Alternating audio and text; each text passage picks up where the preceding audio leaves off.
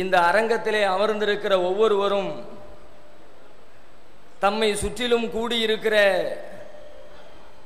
மகளிர் கூட்டத்தை திரும்பி திரும்பி பார்த்துவிட்டு, எத்தனை பிரம்மாண்டமான கூட்டம் இது, இத்தனை லட்சம் மக்கள் குழுமி இருக்கிறார்களே என்று பிரமிப்போடு ஒருவரை ஒருவர் பார்த்து கொண்டு பேசிக் கொண்டிருக்கிறீர்கள். இந்த அரங்கிற்குள்ளே திடலுக்குள்ளே எத்தனை லட்சம் மக்கள் குழுமி இருக்கிறீர்களோ இதைவிட ஏறத்தாழ 20 மடங்கு மக்கள் திருச்சி வெளியிலே திரண்டிருக்கிறார்கள். இது ஏதோ உங்களை உணர்ச்சி வசப்படுத்துவதற்காக, உங்களின் உணர்வுகளை தூண்டுவதற்காக சொல்லப்படுகிற வெற்று வார்த்தைகள் அல்ல. ஒரு சில நிமிடங்களுக்கு முன்னால் உயரதிகாரிகள் நம்மிடத்திலே வந்து சொன்ன வார்த்தை என்ன சொன்னார்கள் தெரியுமா? பொதுவாக இலக்கிய நயம்பட பெரும்பெரும் கூட்டங்களை பல்வேறு வார்த்தைகளில் வர்ணிப்பார்கள். குலுங்கியது கும்பகோணம் என்பார்கள், திணறியது திருச்சி என்பார்கள். கூட்டம் நடத்துகிறவர்களுடைய வாய்களில் இருந்து வருகிற வார்த்தைகள் இவை. ஆனால் இறைவனின் கிருபையினால் எப்பொழுது பார்த்தாலும் எத்தனை லட்சம் மக்கள் குழுவினாலும் சின்ன கூட்டம், குறுகிய கூட்டம், சில ஆயிரங்கள் நிறைந்த கூட்டம் என்று கூட்டத்தின் எண்ணிக்கையை குறைத்து சொல்லுகிற காவல்துறை உயரதிகாரிகள் வந்து சொல்லுகிறார்கள், திருச்சி திணறிவிட்டது. இப்பொழுது வந்து சொன்ன செய்தி, திருச்சி திணறிவிட்டது. அனைத்து பகுதிகளிலும் உழவர் சந்தை மட்டுமல்ல, இதனுடைய வலதுபுறத்திலே இருக்கிற நீண்டு நெளிந்து செல்லுகிற எம்ஜிஆர் சிலை வரைக்கும் உண்டான அந்த நீண்ட ரோடு, இங்கிருந்து கரூர் பைபாஸ் வரை செல்லுகிற நீண்ட நெடிய ரோடு, அதனுடைய இடதுபுறத்திலும் வலதுபுறத்திலும் திரும்பி திரும்பி செல்லுகிற ஏறத்தாழ 25 தெருக்கள் இந்த மக்கள் கூட்டத்தால் நிரம்பி வருகிறது. சொல்ல வேண்டிய செய்தி சொல்லப்பட்டு விட்டது. எதற்காக நாம் குழுமி இருக்கிறோமோ, இந்த மகளிர் கூட்டம், இந்த மங்கையர் கூட்டம், இஸ்லாமிய பெண்களின் கூட்டம், எதை இந்த தேசத்திற்கு சொல்வதற்காக, அதிகார வர்க்கத்தின் செவிட்டு காதுகளுக்கு எந்த செய்தியை சொல்ல வேண்டும் என்பதற்காக கூடியதோ, நாம் சொன்னோமோ இல்லையோ, சொல்கிறோமோ இல்லையோ, இங்கே கூடியிருக்கிற இந்த கூட்டமே சொல்ல வேண்டிய செய்தி அனைத்தையும் சொல்லி முடித்து விட்டது. எத்தனை லட்சம் மக்கள் வெளியிலே ஏற்பாடு செய்யப்பட்டிருக்கிறவர்களிடத்திலே போய் நாளைக்கு கேட்டு பாருங்கள். நாளை ஏன் இங்கிருந்து நீங்கள் புறப்பட்டு சென்றதற்கு பிறகு நீங்கள் கேட்க போகிற செய்தி என்ன தெரியுமா? என்ன மாநாடு நடத்தினார்கள்? நம்ம என்ன மாநாடு நடத்துறோம்? திருச்சி மாவட்டத்தின் சார்பில் ஒரு பொதுக்கூட்டம் நடத்தி இருக்கிறார்கள். ஒரே ஒரு மாவட்டம், தமிழகத்திலே இருக்கிற சிறுபான்மை மக்களில் இருக்கிற தமிழ்நாடு தௌஹீத் ஜமாத் என்ற அமைப்பில் இருக்கிற ஏராளமான மாவட்டங்களில் ஒற்றை மாவட்டமாக இருக்கிற திருச்சி மாவட்டத்தின் அழைப்பின் பேரிலே ஒரு பொதுக்கூட்டம் நடக்கிறது. உலகம் நம்புமா? அதிகாரிகள் நம்புவார்களா? ஆட்சியாளர்கள் நம்புவார்களா? நீங்கள் இங்கிருந்து புறப்பட்ட பிறகு அத்தனை பேரும் பேசுவார்கள். குறித்து வைத்துக் கொள்ளுங்கள். என்ன ஏற்பாடு? ஒளிபெருக்கி இல்லை, விளக்கு வசதி இல்லை, தொலைக்காட்சி வழியாக ஒளிபரப்பு செய்யப்படவில்லை, மக்கள் எங்கே கூடினார்கள் என்று தெரியவில்லை, மேடே எங்கிருந்தது என்பதை நாங்கள் அறிந்து கொள்ளக்கூட இல்லை. என்ன கூட்டம் இது என்று அத்தனை பேரும் புலம்ப போகிறார்கள். துவக்கமாக ஒரு கோரிக்கையை, ஒரு செய்தியை உங்களிடத்தில் சொல்லிவிட்டு என் உரைக்கு நான் வருகிறேன். உண்மைதான், இந்த மாவட்டத்தின் அழைப்பை ஏற்று வந்திருக்கிற மக்களுடைய எண்ணிக்கை லட்சோப லட்சம், எண்ணிலடங்காத கூட்டம், எதிர்பார்ப்புகள் ஏராளமான தடவைகள் பொய்த்து போயிருக்கிறது. எத்தனை முறை பொய்த்தாலும் மீண்டும் மீண்டும் ஏற்கனவே கூடிய கூட்டத்தை விட பல்லாயிரம் மடங்கு கூடி மீண்டும் ஒரு முறை நம்முடைய எதிர்பார்ப்பை இந்த கூட்டம் பொய்ப்படுத்தி இருக்கிறது. வெளியிலே இருக்கிற மக்கள் நாளைக்கு பார்த்து தெரிந்து கொள்வீர்கள். உங்களிடத்திலே எங்களின் மனமார்ந்த வருத்தங்களை தெரிவித்துக் கொள்கிறோம். இந்த வருத்தத்தை கூட கூடியிருக்கிற நீங்க தான் கேட்பீங்க. யாருக்காக இந்த வருத்தத்தை நாங்கள் சொல்ல நினைக்கிறோமோ அவர்கள் இந்த வருத்தத்தை செவியேற்க முடியாது.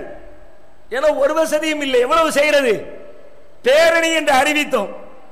நாளை பல பேர் கேட்பீர்கள், பேரணி என்றீர்கள், துவக்கி வைப்பதாக சொன்னீர்கள், 4:30க்கு ஆரம்பம் என்றீர்கள், எங்கே பேரணி, எப்பொழுது பேரணி, துவக்கியது யார், நடந்தது எப்போது என்று அத்தனை பேரும் கேட்பீர்கள். மக்கள் கூட்டம் கூடினால் பேரணி நடத்தலாம், மக்கள் பிரளயம் ஏற்பட்டால் என்ன செய்வது? இங்கே கூடியது கூட்டம் அல்ல, மக்கள் பிரளயம் திரண்டிருக்கிறது. சகோதரி சொன்னதை போல கடலில்லா திருச்சியிலே ஒரு பெரும் சுனாமி அலை சுற்றி இருக்கிறது. ஏன் இந்த கூட்டம், எதற்காக இந்த ஏற்பாடு? சதிகளை முறியடிக்க. என்ன சதி, யாருக்கு எதிரான சதி? ஆண்டாண்டு காலமாக இந்த தேசத்தை வாழ்கிற முஸ்லிம்களுக்கு எதிராக ஒரு மிகப்பெரிய சதி அரங்கேற்றப்பட்டுக் கொண்டிருக்கிறது. நம்முடைய நாட்டின் அரசியல் சாசன சட்டம் என்ன சொல்கிறது? இந்தியா ஒரு மதச்சார்பற்ற நாடு, ஒரு சமதர்ம சோசலிச குடியரசு. இங்கே வாழுகிற அத்தனை மக்களும் சமமாக நடத்தப்படுவார்கள். இந்த அரசு யாரையும் எந்த மதத்தையும் தூக்கி பிடிக்காது, யாருக்கும் ஆதரவு தராது, யாரையும் ஒதுக்கி பின்னால் தள்ளாது. அனைத்து மக்களையும் சமமாக பாவிக்கிற தேசம் என்று நம்முடைய அரசியல் சாசன விதிகளில் எழுதியிருக்கிறோம். ஆனால் பன்னெடுங்காலமாக இங்கே நடைபெற்றுக் கொண்டிருக்கிற கொடுமை என்ன? முஸ்லிம்களை அடக்குகிற, முஸ்லிம்களுடைய உரிமைகளை பறிக்கிற, முஸ்லிம்களை இந்த தேசத்திலே இரண்டாம் தர குடிமக்களை போல வாழ வைக்கிற ஒரு மிகப்பெரிய சதி இந்த தேசத்தில் அரங்கேறிக் கொண்டிருக்கிறது. ஒன்றா இரண்டா, அதை மட்டுமே ஒரு நீண்ட நெடிய பட்டியலிட முடியும். சின்னஞ்சிறிய செய்தியிலிருந்து பெண்ணம்பெரிய உரிமைகள் வரை முஸ்லிம்களுடைய எண்ணற்ற பல உரிமைகள் பறிக்கப்பட்டிருக்கிறது. உயிர்கள் பலியிடப்பட்டிருக்கிறது. பெண்களுடைய கற்புகள் சூறையாடப்பட்டிருக்கிறது. குழந்தைகள் வயிற்றிலிருந்து கீறி கிழித்து கொல்லப்பட்டிருக்கிறார்கள். எண்ணற்ற பல கொடுமைகள்.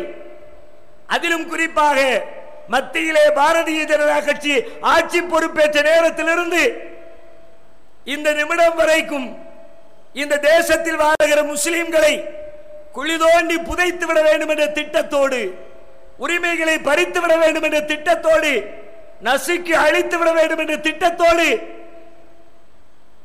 இத்தனை மாதங்களும் வெறிகொண்டு வேலை செய்கிறார்கள். பல்வேறு சதி திட்டங்களை தீட்டியிருக்கிறார்கள். ஆட்சி பொறுப்பை ஏற்ற முதல் நாளில் இருந்து வந்திருக்கிற பத்திரிகை செய்திகளை புரட்டி பாருங்கள். ஒவ்வொரு நாளும் ஒவ்வொரு செய்தி. செய்தியின் பின்னணி என்ன? எல்லாம் முஸ்லிம்களுக்கு எதிராக, சிறுபான்மையினுடைய உரிமைகளை பறிப்பதற்காக, அவர்களை நாட்டை விட்டு துரத்துவதற்காக எண்ணற்ற பல செய்திகளின் தொகுப்பாக நாட்டிலே ஆட்சி பொறுப்பை ஏற்ற நிமிடத்திலிருந்து இந்த நிமிடம் வரைக்கும் கங்கணம் கட்டி வேலை செய்து கொண்டிருக்கிறார்கள். பல்வேறு சதிகள் திட்டமிடுகிறார்கள். சொல்லிக் கொள்கிறோம், முஸ்லிம்களை அழிப்பதற்காக, இஸ்லாத்தை அழிப்பதற்காக எத்தனை திட்டங்களை நீங்கள் முயற்சித்தாலும், எத்தனை வேலைகளை கையில் எடுத்தாலும், இந்த இஸ்லாம் என்பது மனிதர்களால் உருவாக்கி மனிதர்களால் வழங்கப்பட்ட மார்க்கம் அல்ல. சர்வலோகங்களையும் படைத்தாளுகிற எல்லாம் வல்ல இறைவன் வழங்கிய மார்க்கம் இது. எத்தனை பெரிய கொம்பன் வந்தாலும் இந்த மார்க்கத்தையும் மார்க்கத்தை ஏற்றுக்கொண்டிருக்கிற மக்களையும் அழிக்கவே முடியாது. இது இன்று நேற்றல்ல, பன்னெடுங்காலமாக சொல்லப்படுகிற செய்தி. திருமறை குர்ஆன் சொல்லுகிறது, யுரீதுன லியுத்ஃபிஉ நூரல்லாஹி பிஅஃப்வாஹிஹிம். அவர்கள் தங்கள் வாய்களால் அல்லாஹ்வின் ஜோதியை ஊதி அணைக்க நினைக்கிறார்கள். வல்லாஹு முத்திம்மு நூரிஹி வலவ் கரிஹல் காஃபிரூன். இந்த காஃபிர்கள் வெறுத்தாலும் அவன் தனது ஜோதியை பூரணப்படுத்தியே தீருவான். ஒரு காலம் அழிக்க முடியாது. இதை அழிப்பதற்காக நீங்கள் செய்கிற வேலைகள் என்ன? துவக்கத்திலிருந்து பாருங்கள். எல்லா திட்டங்களையும் ஆட்சிக்கு வந்து புதிதிலே சொன்னார்கள். இந்த நாட்டிலே பகவத்கீதையை தேசிய நூலாக அறிவிக்க போகிறோம். பாராளுமன்றத்திலே விவாதம். பகவத்கீதை என்பது ஒரு குறிப்பிட்ட மதத்தாருடைய வேத புத்தகமாக நம்புகிறார்கள். அதுவும் மதத்தில் இருக்கிற எல்லா மக்களும் நம்புகிற நம்பிக்கை அல்ல. ஒரு சின்னஞ்சிறிய கூட்டத்துடைய நம்பிக்கை. முஸ்லிம்கள் வாழுகிறார்கள், கிறிஸ்தவர்கள் வாழுகிறார்கள், சீக்கியர்கள் வாழுகிறார்கள், யூதர்கள் வாழுகிறார்கள், பார்சிகள் வாழுகிறார்கள், எண்ணற்ற பல மதத்தை சார்ந்தவர்கள் வாழுகிற ஒரு தேசத்தில் ஒரு குறிப்பிட்ட சமூகத்தை சார்ந்தவர்களுடைய ஒரு வேத புத்தகத்தை அனைத்து மக்களுக்குமான தேசிய நூலாக அறிவிப்போம் என்று சொன்னீர்களே, யாருக்கு எதிராக? இதை எதிர்த்து குரல் கொடுக்க போவது யார்? முஸ்லிம்களை தவிர யாரும் இல்லை. நாம தான் களத்துக்கு வருவோம். இந்தியா மதச்சார்பற்ற நாடுன்னு சொல்ற, எந்த தேசம் எந்த மதத்துக்கும் முன்னுரிமை வழங்காத தேசம் என்று இந்தியாவை பற்றி அரசியல் சாசனம் சொல்லுகிறது. இந்த லட்சணத்தில் குறிப்பிட்ட ஒரு மதத்தவர்களுடைய வேத புத்தகத்தை தூக்கி பிடிச்சா என்ன செய்யறது? கொண்டு வருவோம் என்றார்கள். எதிர்ப்பாலை நாடு முழுவதும் பரவியது. மக்கள் கொந்தளித்தார்கள். அனைத்து கட்சிகளும் எதிர்த்து குரல் எழுப்பின. அப்படியே அந்த செய்தி சமாதி கட்டப்பட்டது. எத்தனை முட்டாள்தனமான ஒரு வாதம்! மதச்சார்பற்ற நாட்டில் ஒரு குறிப்பிட்ட மதத்தவர்களுடைய புத்தகத்தை கொண்டு வருவோம் என்று சொல்வது எப்படிப்பட்ட முட்டாள்தனம்! அதற்கு எதிராக வைக்கப்பட்ட கேள்விகள் நாக்கை பிடுங்குகிற அளவிற்கு வைக்கப்பட்டது. ஒரு அறிஞர் தன்னுடைய உரையில குறிப்பிட்டார், சரிப்பா நீ சொல்ற மாதிரி பகவத்கீதையை இந்தியாவுடைய தேசிய நூலாக அறிவிச்சிருவோம். கிருஷ்ணருடைய பகவத்கீதை இந்தியாவின் தேசிய நூல் என்றால் கிருஷ்ணருடைய லீலையை இந்தியாவின் தேசிய விளையாட்டாக அறிவித்து விடுவோமா? அந்த கிருஷ்ண லீலை பொம்பளைங்கெல்லாம் கீழே குளிப்பாங்க, மரத்துக்கு மேல ஏறி உட்கார்ந்துக்குவாரு, வேடிக்கை பார்ப்பாரு, துணிகளை தூக்கிட்டு போயிடுவாரு. பதில் சொல்ல முடிஞ்சிச்சா? ஏன் தேவையில்லாமல் வாயை கொடுத்து இப்படி வாங்கி கட்டிக் கொள்ள வேண்டிய அவசியம் என்ன வந்தது? அதிலே ஆரம்பித்த பிரச்சனை ஒவ்வொன்றாக எதை எடுத்தாலும் முஸ்லிம்களை நோக்கி அவருடைய வார்த்தைகள் நீளும். காஷ்மீரில் நடைபெறுகிற கொடுமைகளின் பின்னணி என்ன?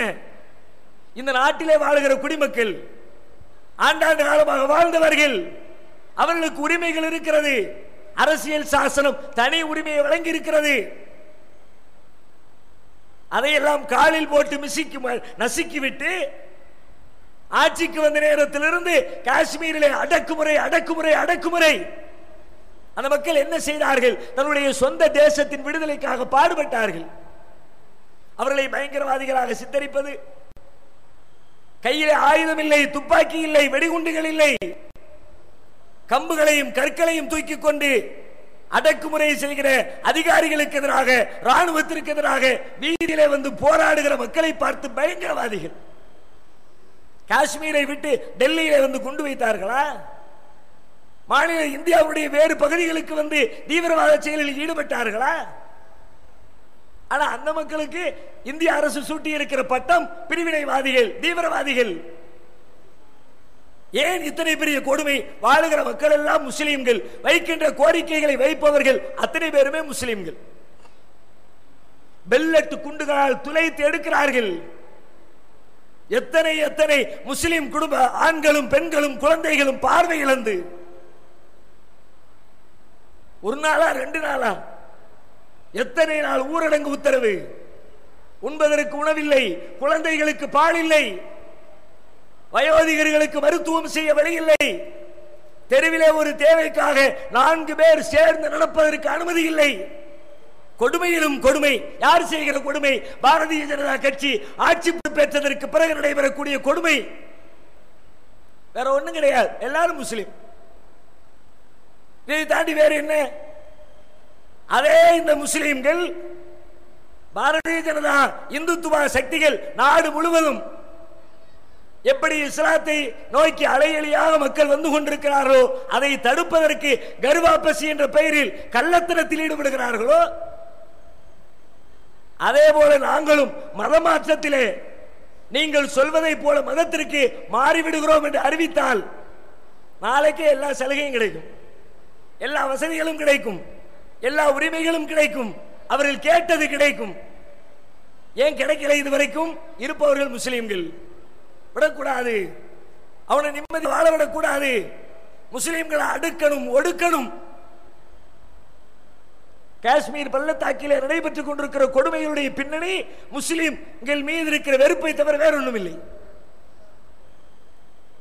காணாமல் போல குழந்தைகளை பற்றிய செய்தி எத்தனை எத்தனை, கைது செய்யப்பட்ட அழைத்து செல்லப்பட்ட கணவன்மார்களுடைய கொடுமை, இருக்கிறார்களா, செத்து போனார்களா, வருவார்களா, வரமாட்டார்களா, வேறு திருமணம் செய்யலாமா செய்யக்கூடாதா எதுவும் தெரியாமல் பாதி விதவைகள். காஷ்மீருடைய கொடுமையின் பின்னணியிலே முஸ்லிம் விரோத போக்கை மத்திய அரசு நடைமுறைப்படுத்துகிறது. அதே போல சகோதரிகள் குறிப்பிட்டதை போல கோமாதா பஞ்சாயத்து நாடு முழுவதும் பிரச்சனை கிளப்பி விட்டார்கள். பாய்மாரெல்லாம் மாட்டுக்கறி திங்கிறான், திங்கக்கூடாது, பசு எங்களுக்கு புனிதமானது, நாங்கள் கடவுளாக கும்பிடுகிறோம், வழிபடுகிறோம். எனவே பசுவதை தடை சட்டத்தை கொண்டு வர வேண்டும், பசுமாட்டை அறுக்கிறதுக்கு தடை விதிக்கணும், அதை ஏற்றுக்கொள்ள முடியாது என்று சொல்லி பசுவதை தடை சட்டத்தின் பெயரால் நாடு முழுக்க பஞ்சாயத்தை கிளப்பினார்கள். தன்னுடைய வீட்டிற்குள்ளே வீட்டின் குளிர்சாதன பெட்டியிலே இறைச்சி வைத்திருந்தார், அது பசுவனுடைய இறைச்சி தான் என்று பொய்யாக கதை கட்டிவிட்டு முகமது அக்லாக் என்ற பெரியவரை அடித்தே கொலை செய்தார்கள் கைவர்கள். கேட்டா பசு மேல நாங்க பக்தி வச்சிருக்கிறோம், பசுமாட்டை அவர் கொன்னுட்டாரு, பசுவை கொலை செய்யறது ஏற்றுக்கொள்ள மாட்டோம், அத்தனையும் நடிப்பு. கோமாதாவின் மீது இவர் வைத்திருப்பது பக்தியா அல்லது அரசியலா? பக்தியாக இருந்தால் நான் கேட்கிறேன், உண்மையிலே கோமாதாக்கள், பசுக்கள், உங்களுடைய அன்னையர்கள் நீங்கள் தாயாக தெய்வமாக வழிபடுவது உண்மை என்று சொன்னால் அந்த கோமாதாவை எதுக்கு ரோட்ல அலைய விட்டுருக்க? திருச்சியில போய் பாரு, நாளை காலையில போய் பாரு, இப்பவே போய் பாரு. காந்தி மார்க்கெட், பெரிய காய்கறி மார்க்கெட், காலங்காத்தால போய் பாரு, தெரியும் எத்தனை கோமாதாக்கள் தெருக்களில் சிந்தி கிடக்கிற காய்கறிகளை தின்று கொண்டிருக்கிறார்கள். உங்க அம்மா தானே அது? நீ மட்டும் நல்ல வக்கணையா வடை பாயாசத்தோட 18 வகை அவியலு பொரியலு கூட்டுன்னு சொல்லி வச்சு வயிறு முட்டை திங்கிறிய, உங்க அம்மாவை ரோட்ல பிச்சை எடுக்க விட்டுருக்கிறிய, கேவலமா இல்ல உனக்கு? நீ அழகா சொகுசா வீடு கட்டி வீட்டுக்குள்ள ஃபேனு போட்டு, ஃபேனு பத்தாது ஏசி போட்டு, உள்ள சத்தம் வராத டிஸ்டர்ப் இல்லாம நிம்மதியா பெட்ல படுத்து தூங்குறிய, உங்க அம்மாவை ரோட்ல விட்டுருக்கிறிய. அடே, அம்மா மேல பாசம் இருந்துச்சுன்னா உங்க அம்மாவுக்கு ஏசி போடு, நீ ரோட்டுக்கு போவியா? நீ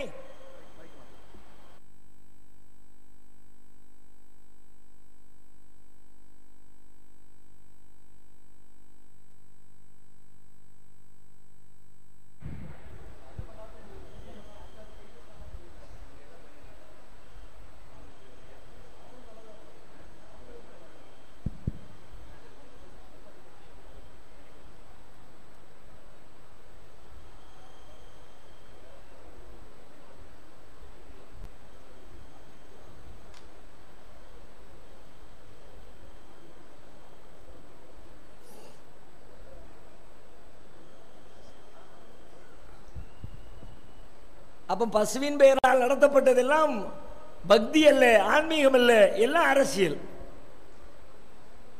அதை மட்டுமே பேசுனா வண்டியா ஓட்டலாம். நீ எத்தனை ஊர்ல கோசாலை வச்சிருக்கிற, அந்த கோசாலைக்கு எத்தனை வாட்டை பத்திட்டு போன, அது பின்னாடி பாய்மாருக்கு கசாப்பு கடைக்கு எத்தனை பேருக்கு வித்தாத, எல்லாம் பட்டியல் போடுவா? இந்த சமீபத்திலே ஜெய்ப்பூரிலே 500 மாடுகள் கோசாலையிலே செத்து போனார்கள் என்று செய்தி வந்தது. கோசாலைக்கு அனுப்பப்பட்ட மாடுகளிலே பல்லாயிரக்கணக்கான மாடுகள் காணாமல் போய்விட்டதாக செய்தி வந்ததே. எங்கப்பா போச்சு உங்க அம்மா? பாதுகாக்க வேண்டியவன் பாதுகாத்தாயா? ஒரு பாய் மாட்டுக்கறி சாப்பிடுகிறான், பசி இறைச்சி சாப்பிட்டு விட்டான் என்பதற்காக நாடு முழுவதும் பெரும் பெரும் போராட்டங்களை, பெரிய பெரிய வன்முறைகளை கட்டவிழ்த்து விட்டீர்களே. ஒரே ஒரு வரலாற்று செய்தியை நினைவுபடுத்துகிறேன். 1966 இவருடைய கோமாதா பக்தி எந்த அளவுக்கு இருக்கிறது என்பதற்கான ஒரு அற்புதமான வரலாற்று செய்தி. 1966 நவம்பர் 7, அது ஒரு முக்கியமான வரலாற்று நினைவு கூற வேண்டிய ஒரு நாள். என்ன நாள்? டெல்லியிலே கோரக்ஷன் மகா சமிதி என்ற பெயரில் இயங்குகிற பசுக்களை பாதுகாக்கிற ஒரு பெரிய அமைப்பு பெரும் வன்முறை போராட்டத்திலே ஈடுபட்டது. 1966 நவம்பர் 7. அதுல இன்னொரு செய்தி நடந்துச்சு. அன்றைக்கு தான் தமிழகத்தினுடைய முதலமைச்சராக இருந்த காமராஜரை டெல்லியிலே இந்த பாரதிய ஜனதா கட்சி அந்த இயக்கத்தை சார்ந்த RSS இயக்கத்தை சார்ந்தவர்கள் காமராஜரை கொலை செய்ய முயற்சித்து அவர் தப்பித்ததும் நவம்பர் 7, 1966. பசு பாதுகாப்பு, பசுவதையை தடை செய் என்று சொல்லி டெல்லியில ஒரு மிகப்பெரிய போராட்டம், அது வன்முறையிலே முடிகிறது. கடைகள் சூறையாடப்படுகிறது, முஸ்லிம்களுடைய வீடுகள் தீ வைத்து கொளுத்தப்படுகிறது, முஸ்லிம்கள் பல பேர் காயப்படுத்தப்படுகிறார்கள். போராட்டம் வெடித்து மக்கள் மத்தியில் ஒரு கொந்தளிப்பு ஏற்படுகிறது. பசுவதையை தடை செய்ய வேண்டும் என்ற கோரிக்கை வலுக்கிறது. ஒரு நாள் போராட்டம் முடிஞ்சிருச்சு. அடுத்து ஒரு 13 நாள் இடைவெளி. நவம்பர் 20 பசுவதை தடை சட்டத்திற்கு மக்களிடத்தில் இருக்கிற ஆதரவை தெரிந்து கொண்ட 2 பார்ப்பன சமூகத்தை சார்ந்த மிகப்பெரிய சாமியார்களாக அன்றைக்கு வலம் வந்து இந்தியா முழுவதிலும் அறிமுகமாகி இருந்த 2 சாமியார்கள் சாகும் வரை உண்ணாவிரதம் என்பதை அறிவிக்கிறார்கள். பூரி சங்கராச்சாரியார் என்பவர் ஒருவர், பிரபுதத்து என்று சொல்லப்படுகிற இன்னொரு சாமியார், 2 சாமியாரும் சேர்ந்து கொண்டு பசுவதை தடை சட்டத்தை அமல்படுத்தவில்லை என்றால் நாங்கள் உண்ணாவிரதம் இருந்து எங்கள் உயிரை விடுவோம் என்று நவம்பர் 20 அறிவித்து சாகும் வரை உண்ணாவிரதத்தை ஆரம்பிக்கிறார்கள். ஒரு நாள் ஆகுது, 2 நாள் ஆகுது, 3 நாள் ஆகுது, 4 நாள் ஆகுது. கோரக்ஷன் மகா சமிதி கூடுகிறது. நம்முடைய 2 சாமியார்கள் உண்ணாவிரதம் இருக்கிறார்கள். நாட்டிலே இது எழுச்சி ஏற்படுத்தி இருக்கிறது. எங்கு பார்த்தாலும் இந்த விவாதம் கிளப்பி விடப்பட்டிருக்கிறது. இது சூடு பிடிக்க வேண்டும் என்று சொன்னால் நாம் ஒரு காரியத்தை செய்ய வேண்டும். என்ன செய்ய வேண்டும்? 2 சாமியார்களை பலி கொடுக்க வேண்டும். அவனோட 2 பேரும் செத்து போகட்டும். அவர்கள் உண்ணாவிரதம் இருந்து செத்து விட்டால் நம்முடைய கோரிக்கை வலுப்பெறும். ஒரு மிகப்பெரிய வன்முறையை இந்தியாவிலே உருவாக்கி விடலாம் என்று கோரக்ஷன் மகா சமிதியினுடைய உயர்நிலை குழு கூடி திட்டம் தீட்டுகிறது. இந்த திட்டம் தீட்டிய செய்தி பூரி சங்கராச்சாரியாருக்கும் பிரபுதத்து சாமியாருக்கும் செய்தி கிடைக்கிறது. ஐயா, உங்க 2 பேரையும் காலி பண்றதுக்கு முயற்சி எடுத்துட்டானுவ, நீங்க போய் சேர்ந்தா பரவாயில்லை திட்டம் தீட்டிட்டாங்க என்ற செய்தி 2 சாமியாரின் காதுக்கு வருகிறது. அடுத்த நிமிடமே 2 பேரும் பத்திரிகையாளர்களை அழைத்து சொல்லுகிறார்கள், இப்பொழுது நிலைமை சீராகிவிட்ட காரணத்தினால் நாங்கள் எங்கள் போராட்டத்தை வாபஸ் பெறுகிறோம். எதுக்கு போராட்டம்?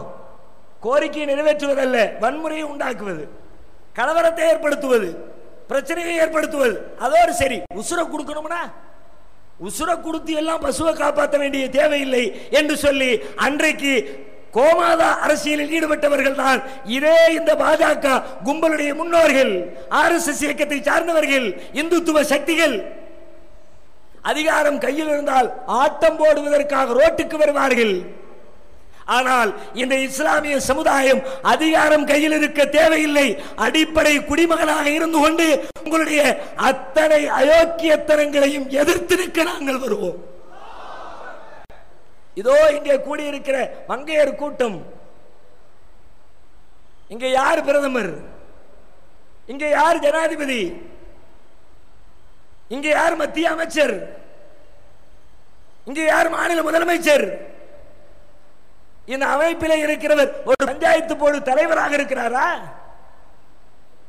ஒரு வார்டினுடைய மெம்பராக, கவுன்சிலராக இருக்கிறாரா? எந்த பதவியும் இல்லை, அதிகாரம் இல்லை. அதிகாரத்துடைய உச்சபட்சமான எந்த இடத்திலேயும் இந்த மக்கள் யாரும் இல்லை.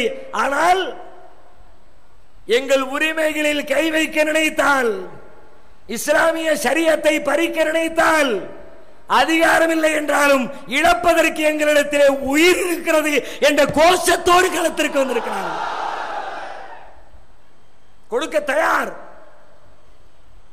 எதிர்த்து நின்று எங்களோடு போட்டியிட்டு நீ ஜெயிக்க முடியும் என்று சொன்னால் உன்னோடு போட்டியிடுவதற்கு நாங்கள் தயார். கோமாத அரசியல் என்ற பெயரால் கோமாளித்தனத்தை அரங்கேற்றினீர்கள் முஸ்லிம்களுக்கு எதிராக.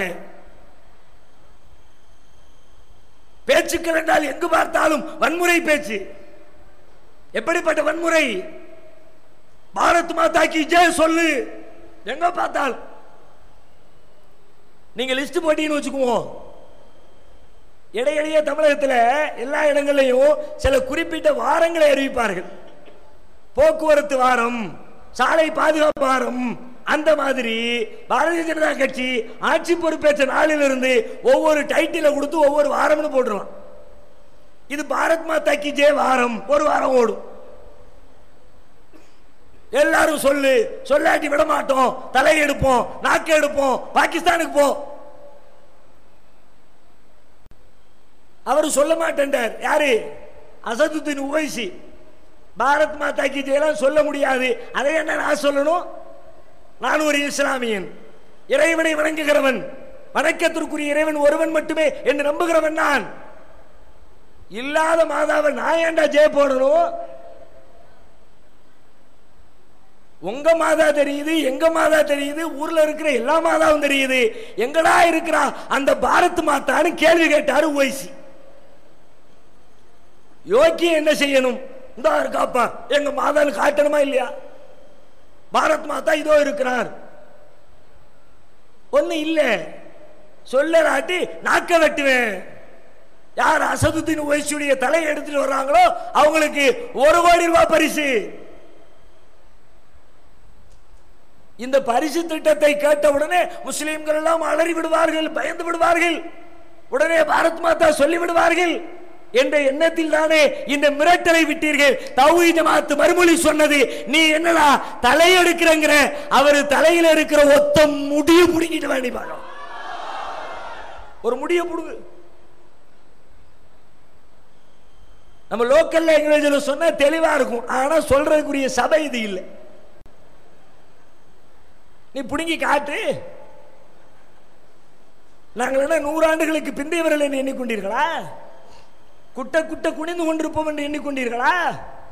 இத்தனை ஆண்டு காலம் பட்ட பாட்டிலே உங்களை எப்படி எதிர்கொள்ள வேண்டும் என்ற பாடத்தை படித்து திரண்டு நிற்கிற மங்கையர் கூட்டமடா இது. நீ எந்த ரூட்ல வர்றியோ அதே ரூட்ல சகோதரி சொன்னதை போல முல்லை முள்ளால் எடுக்கிற கலையை கற்றுக்கொண்டு இன்றைக்கு நாங்கள் களத்திலே நிற்கிறோம். நீ என்ன ரூட்ல வா, சட்டம் எங்களுக்கு அனுமதிக்கிறது. என்கவுண்டர் என்ற பெயரால் எத்தனை பேரை போட்டு தள்ளி இருக்கிறீர்கள். மத்திய பிரதேஷ் போபால் 8 முஸ்லிம் வாலிபர்கள் சிறையிலிருந்து தப்பித்து விட்டார்கள் என்று பொய்யான காரணத்தை சொல்லி என்கவுண்டர் செய்திருக்கிறீர்கள். தப்பிக்கிறவர்கள் 3 மணிக்கு தப்பிக்கிறாங்களாம். மத்திய பிரதேச அரசு 15 லட்சம் ரூபாய் பரிசு அறிவிக்குது. தப்பிச்சு போனவங்களை காட்டி கொடுத்தா 15 லட்சம் ரூபாய் காட்டி கொடுக்குறாங்களாம். கிராம மக்கள் எப்ப காட்டி கொடுக்குறாங்களா? காலையில 11 மணிக்கு காட்டி கொடுக்குறாங்களாம். தப்பிச்சு போனது நைட்டு 3 மணி. இந்த செய்தி அறிவிச்சு போய் சேர்றதுக்கு 1 நாள் ஆயிரும். ஆனால் நிலைமை என்ன? காலையில் 3 மணிக்கு தப்பித்தார்களாம், அதிகாலை 11 மணிக்கு காட்டி கொடுத்தார்களாம். உடனே நேருக்கு நேராக சண்டை நடந்ததாம், வீரதீர சாகசங்களை செய்தார்களாம், அவர்கள் துப்பாக்கியால் சுட்டார்களாம், இவர்களும் பதிலுக்கு சுட்டார்களாம். சுட்டு அவர்களுடைய வேலையை சோழியை முடித்தார்கள் என்று கதை கட்டுகிறீர்களே. ஏன் பூ சுத்துறதுக்கு ஒரு அளவு இல்லையா? ஐஜி சொல்றாரு, அவர்கள் சுட்டார்கள், நாங்கள் பதிலுக்கு சுட்டோம், அதுல என்கவுண்டர்ல காலி ஆயிட்டாங்க. சரி, ஓகே. நீ சுட்ட துப்பாக்கி அவன் மேல பாஞ்சி எந்த அளவுக்கு? அத்தனை பேரையும் ஒருவர் விடாமல் காலி செய்கிற அளவிற்கு உன்னுடைய துப்பாக்கியால் சுட முடியும் என்று சொன்னால், அவன் வைத்திருக்கிற துப்பாக்கி மட்டும் உங்களில் ஒரே ஒருவருடைய நெஞ்சை கூட பதம் பார்க்கவில்லையே. உன் துப்பாக்கி எல்லாம் அவன் நெஞ்சை பார்த்து குறி வச்சு சுடுமா? அவனுடைய தலையை குறிபார்த்து சுடுமாம், அவனுடைய வயிற்றை குறிபார்த்து சுடுமாம். ஆனால் அவர்கள் சுடுகிற துப்பாக்கியால் உங்களில் ஒருவருடைய கையிலோ காலிலோ கழுத்திலோ நெஞ்சிலோ மார்பிலோ காயம் ஏற்படவில்லை என்று சொன்னால், வேண்டுமென்று பிஜேபி அரசுடைய திட்டமிட்ட சதி. துப்பாக்கியால் சுட்டார் என்று ஐஜி சொல்லுகிறார். தீவிரவாத தடுப்பு பிரிவினுடைய தலைவர் சஞ்சய் சொல்லுகிறார், அவர்களிடத்திலே எந்த ஆயுதத்தையும் நாங்கள் கைப்பற்றவில்லை. ஒரு ஆயுதமும் இல்லைன்னு ஒரு தலைவர் சொல்றாரு, ஒரு அதிகாரி சொல்றாரு, துப்பாக்கியால் சுட்டாருன்னு இன்னொரு அதிகாரி. யாரு சொல்றது நம்புறது? நாங்க உள்துறை அமைச்சர் சொல்லுகிறார், அவர்களிடத்தில் இருந்து 4 பயங்கர ஆயுதங்களை கைப்பற்றி இருக்கிறோம். அதில் ஒரு ஆயுதத்துடைய பேரையும் சொல்றார், நல்ல குறிச்சுக்குங்க, ஸ்பூனுடன் சேர்த்து 4 பயங்கர ஆயுதங்கள். ஸ்பூனு குலாப் ஜாம பிச்சு சாப்பிடுவீங்கல்ல, பிள்ளைங்களுக்கு ஊட்டுவீங்கல்ல, அந்த ஸ்பூனோடு சேர்த்து 4 பயங்கர ஆயுதங்கள் அவர்களிடமிருந்து கைப்பற்றப்பட்டிருக்கிறது. இந்த ஆயுதத்தை வச்சு அவன் ஒன்னு துப்பாக்கியால ஒன்னு சுட்டான். இந்த ஆயுதத்தை வச்சு உங்களுக்கு இடையில சண்டை நடந்துச்சு. என்கவுண்டர் என்ற பெயரால் போலியாக நீங்கள் முஸ்லிம்களை கொன்று குவிக்கிற வேலையில் ஈடுபடுகிறீர்கள். என்கவுண்டர் என்பது காவல்துறைக்கு மட்டும் சட்டம் வழங்கிய அதிகாரம் அல்ல, இந்த தேசத்திலே வாழ்கிற அத்தனை குடிமக்களுக்கும் இருக்கிறது. ஒன்றே ஒன்றை சொல்லிக் கொள்கிறோம், துப்பாக்கியால் சுட்டால் உங்கள் துப்பாக்கி மட்டுமல்ல, எங்கள் துப்பாக்கியும் செய்ய வேண்டிய வேலையை செய்து தீரும். நாங்கள் வன்முறையாளர்கள் அல்ல, தீவிரவாதத்தை ஆதரிக்கிறவர்கள் அல்ல, அதை நோக்கி மக்களை சுப்பி விடுகிறவர்கள் அல்ல. எங்களை அப்படிப்பட்ட பாதையை நோக்கி நீங்கள் தள்ளிவிடாதீர்கள் என்றுதான் உங்களை நாங்கள் எச்சரிக்கிறோம். எத்தனை உயிர்கள், முஸ்லிம்களுடைய உயிர்கள் அடுக்கடுக்காக. பாரத் மாதா கி ஜெய் முடிஞ்சிச்சு, அதுக்கப்புறம் மத்திய அமைச்சர்களுடைய ஸ்டேட்மெண்ட் பறக்குது. ஒவ்வொருவரும் ஒவ்வொரு வகையான ஸ்டேட்மெண்ட். 2 குழந்தைகளுக்கு மேல எந்த முஸ்லிமாவது புள்ள பெத்துக்கிட்டாம்னா அவனுடைய வாக்குரிமையை ரத்து செய்ய வேண்டும் மத்திய அமைச்சர் அறிவிக்கிறார். ஏன் உடம்புல தெம்பு இருக்குது, புள்ளைய வளக திராணி இருக்குது, எத்தனை புள்ள பெத்தா உனக்கு என்னடா வந்துச்சு? அடே துப்பு கட்ட விட உனக்கு ஏழலைன்னா இந்த நாட்டில் வேற எவனும் புள்ள பெத்துக்க கூடாதா? 2 குழந்தைகளுக்கு மேல் பெற்றால் வாக்குரிமையை ரத்து செய்ய வேண்டும். ரத்து செய், உன்னிடத்திலே நாங்கள் கேட்கிறோம், எங்கள் வாக்குரிமையை ரத்து செய்து பார். அடுத்த கணத்திலே இந்த தேசம் எப்படி கொந்தளிக்கிறது என்பதை தௌஹீத் ஜமாத் புரிய வைக்கும். எங்களுடைய நம்பிக்கையோடு விளையாடுகிறீர்களா? எங்களுடைய வாழ்வுரிமையோடு விளையாடுகிறீர்களா? இந்த தேசத்தை எப்படி நாங்கள் கட்டி எழுப்பி இருக்கிறோம்? உங்கள் கைகளில் கொடுத்து விட்டு அதை சின்னாபின்னமாக்கி வேடிக்கை பார்க்க மாட்டோம். மத உரிமையில் தலையிட நினைத்தால் எப்படிப்பட்ட கொம்பனாக இருந்தாலும் அவனை எதிர்த்து நாங்கள் களம் கண்டே தீருவோம். பொது சிவில் என்பது என்ன? எங்கள் மார்க்கப்படி, எங்கள் மதப்படி, எங்கள் நம்பிக்கைப்படி எங்கள் திருமணத்தை, எங்கள் விவாகரத்தை, எங்கள் சொத்துக்களை நாங்கள் பங்கிட்டுக் கொள்வதற்கான சட்டம் எங்களுக்கான தனியார் சட்டம். அதை பறிப்பதற்கு பொது சிவில் சட்டமா? மத உரிமையில் கை வைப்பீர்களா? வரலாற்று செய்தி ஒன்றை சொல்லுகிறேன். ஏறத்தாழ 250-300 ஆண்டு காலம் இந்த தேசத்திலே ஆங்கிலேயர்கள் ஆட்சி செய்தார்கள். ஆங்கிலேய ஆட்சி என்பது எப்படிப்பட்ட ஆட்சி? கொடுங்கோல் நிறைந்த ஆட்சி, இந்திய மக்களுடைய உரிமைகளை பறித்த ஆட்சி, இந்தியர்களுக்கு மிகப்பெரிய தொல்லைகளை தொடர்ந்து கொடுத்த ஆட்சி. அப்படிப்பட்ட ஆட்சியை அதிகார முனையிலே நிகழ்த்தி கொண்டிருந்த ஆங்கிலேயர்கள் 300 ஆண்டு கால இடைவெளியில் இந்த நாட்டை விட்டு துரத்தி அடிக்கப்பட்டார்கள். துரத்தி அடிக்கப்பட்ட வரலாற்றின் பின்னணி என்ன? எங்கே துவங்கியது? இந்த தேசத்துடைய முதல் இந்திய சுதந்திர போர் எப்பொழுது துவங்கியது? பள்ளிக்கூட பாட புத்தகத்தில் எழுதி வைத்திருக்கிறீர்கள், வரலாற்றிலே சொல்லிக் கொடுக்கிறீர்கள். 1857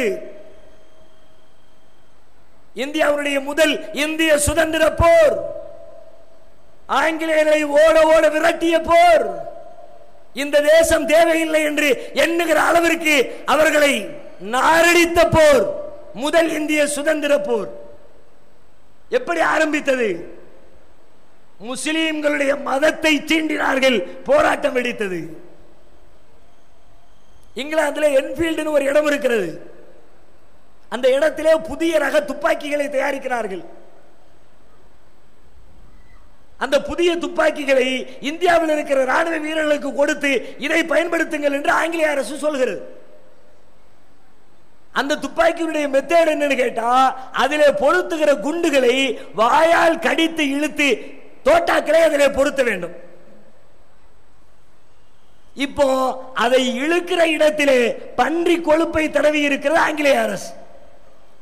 அந்த கொழுப்பை தடவுனா தான் வலுவழுப்பாக குண்டு வேகமாக பாய்ந்து செல்லும். முஸ்லிம் சிப்பாய்கள் சொல்லுகிறார்கள், பன்றி கொழுப்பு எங்களுக்கு ஹராம், நாங்கள் வாயில் வைக்க மாட்டோம், அதை நாக்கால் ருசித்து பார்க்க மாட்டோம், எனவே இந்த துப்பாக்கி நாங்கள் தொடமாட்டோம் என்று சொல்லுகிறார்கள். இல்லை இல்லை, இந்த துப்பாக்கியை சுட்டு தான் ஆகணும், பயன்படுத்தி தான் ஆகணும் ஆங்கிலேய அரசு சொல்கிறது. இவர்கள் மறுக்கிறார்கள், அவர்கள் கட்டாயப்படுத்துகிறார்கள். கடைசியிலே யார் பயன்படுத்த மாட்டோம் என்கிறார்களோ அந்த முஸ்லிம்களை எல்லாம் சிறையிலே அடைக்கிறது ஆங்கிலேய அரசு. இப்பொழுது பாருங்கள், கோபம் கொந்தளிக்கிறது. வெளியிலே இருக்கிற முஸ்லிம் சிப்பாய்களும் முஸ்லிம் அல்லாத சிப்பாய்களும் கைகோர்க்கிறார்கள். முஸ்லிம்களுடைய மத நம்பிக்கையோடு ஆங்கிலேய அரசு விளையாடுகிறது. இப்படிப்பட்ட அரசு நம்முடைய தேசத்திற்கு தேவையில்லை, அவர்களை அவருடைய சொந்த நாட்டிற்கு அனுப்பி வைப்போம் என்று சொல்லி களத்தில் இறங்குகிறார்கள். ஆங்கிலேயர்களை விரட்டி அடிக்கிறார்கள். நாடு முழுவதும் தீப்பற்றி எரிகிறது. மீரட்டிலே புறப்பட்ட சிப்பாய் புரட்சி அலகாபாத், ரோஹில்கண்டு, டெல்லி, எக்கச்சக்கமான ஊர்களில் பரவி ஏறத்தாழ 4 மாதங்களும் 10 நாட்களும் ஆங்கிலேயர்களை அல்லோலப்படுத்தியது. ஒரு நாள் 2 நாள் இல்லை. அப்பொழுது ஆரம்பித்த அந்த போர் தான் வளர்ந்து வளர்ந்து வளர்ந்து வளர்ந்து 1947 ஆங்கிலேயர்கள் தங்கள் மூட்டை முடிச்சுகளோடு தங்கள் தேசத்திற்கு அவர்களை ஓட வைத்தது வரலாறு. முஸ்லிம்களுடைய மத நம்பிக்கையில் தலையிட்டார்கள். விளைவு என்ன? ஆங்கிலேய அரசோடு ஒப்பிடுகிற பொழுது, அதனுடைய அதிகாரத்தோடு ஒப்பிடுகிற பொழுது, அதனுடைய ராணுவ பலத்தோடு ஒப்பிடுகிற பொழுது இன்றைக்கு இருக்கிற மத்திய அரசு சுண்டைக்காய்க்கு சமானம். அப்படிப்பட்ட ஆங்கிலேயர்களை எதிர்த்து விரட்டிய சமூகம் இந்த இந்துத்துவ சக்திகளை, பாரதிய ஜனதா கட்சியை, அதன் தலைமை பீடத்தில் இருப்பவர்களை அத்தனை பேரையும் மூட்டை முடிச்சுகளோடு வீட்டுக்கு அனுப்புவதற்கு அதிக நாட்கள் பிடிக்காது. அந்த முதல் இந்திய சுதந்திர போரில் எத்தனை உயிர்களை பலி கொடுத்தோம். போர் என்று வந்துவிட்டால் அதில் எங்களுக்கு பயம் இல்லை, துக்கம் இல்லை, கவலை இல்லை. முதல் இந்திய சுதந்திர போரில் மட்டும் ஏறத்தாழ 27,000 முஸ்லிம்கள் தூக்கிலே ஏற்றி கொல்லப்பட்டார்கள். ஒருத்தர் 2 பேர் இல்லை, 27,000 பேர். இந்த நாட்டில் வேற யாருக்கா இப்படி ஒரு வரலாறு உண்டா? இப்படி ஒரு வரலாற்று செய்தி, வரலாற்று பின்னணி உண்டா? ஒருவர் கொல்லப்பட்டார், 2 பேர் கொல்லப்பட்டார், தூக்கிலே தொங்கவிடப்பட்டார், செக்கிழுத்தார் என்றெல்லாம் பேசுகிறீர்களே. ஒரே ஒரு சமுதாயம், சின்னஞ்சிறிய சமுதாயம், சிறுபான்மை சமுதாயம், ஒற்றை சமுதாயம் ஒரே போராட்டத்தில் 27,000 முஸ்லிம்களை தூக்கு கயிற்றிலே பலி கொடுத்ததே. தளர்ந்து போனோமா? இத்தனை பேரை கொண்டு விட்டானே பயந்தோமா? பலவீனப்பட்டோமா? பின்வாங்கினோமா? 27,000 என்ன, இந்த தேசத்திலே இருக்கிற அத்தனை முஸ்லிம்களின் உயிரையும் நீ பறித்தாலும் சரி, கடைசியாக ஒரே ஒரு இஸ்லாமியன் இந்த தேசத்தில் உயிரோடு வாழுகிறவரை உன்னை எதிர்த்து கொண்டே இருப்பார் என்று பாடம் கற்பிக்கவில்லையா? அப்படிப்பட்ட சமூகத்தோடு நீங்கள் விளையாட வந்திருக்கிறீர்கள். ஆட்சி பொறுப்பை ஏற்ற நாளிலிருந்து, ஏன்னா மைசூர்ல இருந்திருக்கிறாரு, மைசூருடைய வளர்ச்சிக்காக வேண்டி திப்பு சுல்தான் நிறைய பாடுபட்டு இருக்கிறாரு, நாட்டுடைய விடுதலைக்காக வேண்டி போராடி இருக்கிறாரு. எனவே ஒவ்வொரு ஆண்டும் அவருடைய பிறந்த தினத்திலே மிகப்பெரிய கொண்டாட்டங்களை அந்த மாநில அரசு நடத்துகிறது. இப்ப இந்துத்துவ கூட்டம் என்ன சொல்லுது? திப்பு சுல்தானுக்காக இது மாதிரியான காரியத்தை செய்யக்கூடாது, ஏன்னா அவர் ஒரு முஸ்லிமா, முஸ்லிமுடைய தியாகம் வெளியே வரக்கூடாதாம். நீதிமன்றத்தில் வழக்கு தொடுக்கிறார்கள், இதை தடை செய்ய வேண்டும் என்று சொல்லி. நீதிபதி என்ன சொல்கிறார் தெரியுமா? வழக்கு விசாரணையிலே திப்பு சுல்தான் என்ன சுதந்திர போராட்ட வீரரா? அவர் ஒரு மன்னர். அவர் என்ன ஆங்கிலேயர்களை எதிர்த்து சுதந்திர போராட்டம் நடத்தினார், தன்னுடைய தேசத்தை காப்பதற்காக வேண்டி ஆங்கிலேயர்களோடு சண்டையிட்டார். இவரை எப்படி நீங்கள் சுதந்திர போராட்ட வீரர் என்று சொல்லலாம்? நீதிமன்றம் கேட்கிறது. எல்லா இடங்களிலேயும் காவி சிந்தனையுடையவர்கள் நிறைந்து விட்டார்கள். நீதிமன்றத்திலே நீதிபதி கேட்கிறார், திப்பு சுல்தான் என்ன மன்னர் தானே, அவர் என்ன சுதந்திர போராட்ட வீரரா என்று கேட்கிறார். இப்படிப்பட்ட கூமுட்டைகள் எல்லாம் இந்த தேசத்திலே நீதி சொல்ல வந்தால் நம்ம நாட்டுடைய நிலைமையை என்னதான் சொல்வது? ஏன் மன்னனா இருக்கிறவன் சுதந்திர போராட்ட வீரனா இருக்க கூடாதா? ஒரு நீதிபதியா இருக்கிறவன் கூமுட்டையா இருக்கலாம் என்று சொன்னால், ஒரு மன்னனாக இருக்கிறவன் ஏன் சுதந்திர போராட்ட வீரராக இருக்க முடியாது? அவனுடைய வரலாறு கற்பனையா? அவனுடைய கற்காலத்திலே வாழ்ந்தவனா? 15 லட்சம் ஆண்டுகளுக்கு முன்னால், 20 லட்சம் ஆண்டுகளுக்கு முன்னால் என்று கதை சொல்வீர்களே, அதே போல வாழ்ந்தவனா? 100 ஆண்டுகளுக்கு முன்னால், 150 ஆண்டுகளுக்கு முன்னால் வாழ்ந்து சென்ற ஒரு மன்னன். அவனை போன்று இந்த தேசத்திலே ஆங்கிலேயர்களின் கண்களில் விரலை விட்டு ஆட்டியவன் யார்? ஆங்கிலேயருடைய நவீன ஆயுதங்களை எதிர்கொள்கிற வகையில் முதலாக இந்திய விடுதலை போரிலே ஏவுகணை திட்டத்தை தயாரித்தவர் திப்பு சுல்தானுடைய தந்தை ஹைதர் அலி. அதை பயன்படுத்தியவர் முதல் வீரர் திப்பு சுல்தான். நீங்கள் எல்லாம் கொண்டாடுகிறீர்களே, தலையில் தூக்கி வைத்த அப்துல் கலாம் அக்கினி சிறகுன்னு ஒரு புத்தகம் எழுதியிருக்கிறார், படிச்சு பார். உங்களுக்கு தோதுவான ஆள் தானே, நாங்க சொன்னா கேட்க மாட்டேன். கலாமையர் மாதிரி ஆட்கள் சொன்ன கேட்பீங்க. எழுதியிருக்கிறார், படித்து பாருங்கள். கலாம் சொல்லுகிறார், நான் அமெரிக்காவுடைய நாசாவிற்கு சென்றிருந்தேன், அதனை தொடர்ந்து அங்கிருக்கிற ராணுவ கூடத்திற்கு சென்றிருந்தேன். ராணுவ கூடத்துடைய முகப்பு அறையிலே ஒரு மிகப்பெரிய ஓவியம் ஒன்று வரையப்பட்டிருந்தது. அங்கே ஒரு ராணுவ வீரர் இருக்கிறார், பின்னால் சில சிப்பாய்கள் இருக்கிறார்கள். அந்த வீரர் பீரங்கியை பயன்படுத்தி கொண்டிருக்கிறார். அற்புதமான காட்சி. அதை பார்த்து ரசித்துக் கொண்டே வந்தேன். அதனுடைய கடைசியிலே எழுதியிருந்தார்கள், இந்தியாவிலே ஆங்கிலேயர்களை எதிர்த்து போரிட்டு முதலாக பீரங்கி என்ற ஏவுகணை திட்டத்தை இந்தியாவில் அறிமுகப்படுத்திய மன்னன் திப்பு சுல்தான் என்று அதனுடைய கீழ்வரியிலே எழுதியிருந்தார்கள். சொல்றது தௌஹீத் ஜமாத் இல்ல, அப்துல் கலாம் சொல்றார்.